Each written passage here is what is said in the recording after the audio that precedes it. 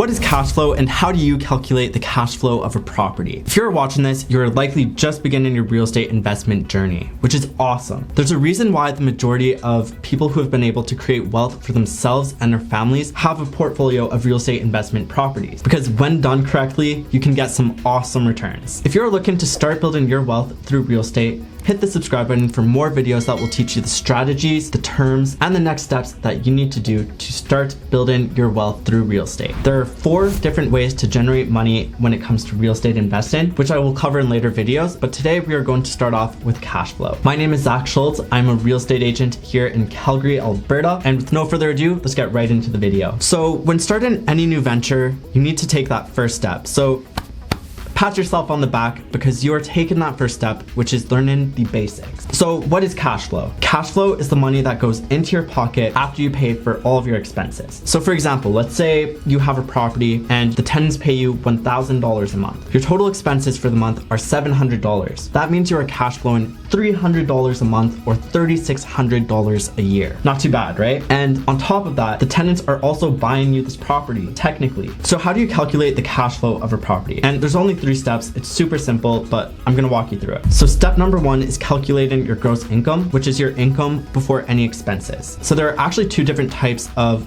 gross income. There's the actual income, which is what the tenants are paying right now to stay in the property. And then there's the projected income. So if there are currently no tenants, we would have to do our research and estimate how much the property could rent for. We would basically be researching what other homes that are similar to ours in the same community are renting out for to see sort of where we stand. Another thing that I like to have my investors think about is the different types of properties and the different spaces they could rent out with each property. So for example, if you were to buy an apartment, you couldn't rent out the basement and you likely couldn't rent out a garage because you don't have those. But if you were to buy a single family home or maybe a townhome or a row home, then you can rent out the basement, you can rent out the detached garage, you can rent out the main floor. There's just a bunch of different options. So that's one thing to sort of think about when you're choosing your property. And it's not to say that apartments are bad rentals, because they aren't. It really just depends on what your investment goals are and the timing and a lot of other stuff, but it's just something that is good to be aware of. Step number 2 is the expenses. So there are 3 very common expenses that I would say applies to 99.9% of all investors, which is the mortgage, unless you are paying all cash, the property taxes, and the insurance. Some of the other expenses you might have are utilities. Some landlords pay the utilities and add that into the rental price, and others have the tenants pay but reduce the rental price for that reason. Then you have the property management fees, which applies to you if you are an out-of-town investor and you can't manage the property yourself. But if you are going to be managing the property yourself and you don't mind the hassle of it, then this one does not apply to you. Then you have your vacancy. This is for those of you who are more conservative and like preparing for the worst case situation. This is just if your property doesn't have a tenant in it all year round. Typically investors do 2 to 4% of the rental price. If you're renting your property for $1,000 a month, you take 2 to 4% of $1,000 and add that to your expenses just to prepare for the worst case situation. Then you also have maintenance and repairs, which is the exact same as the last step. Some investors don't do this, some do,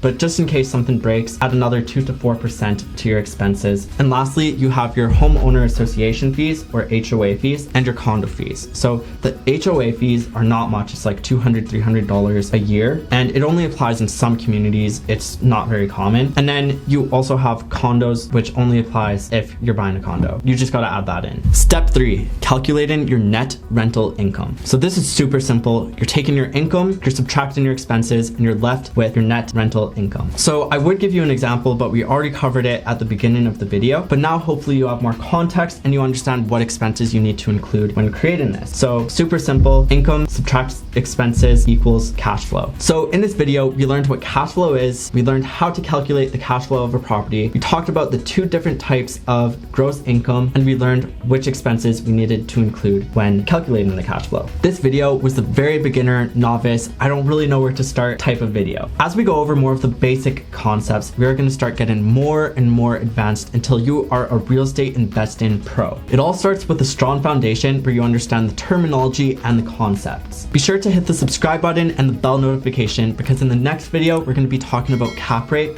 which is a powerful way to determine whether a property is a good or a bad buy. Until next time, stay curious, stay passionate, and I will see you in the next video.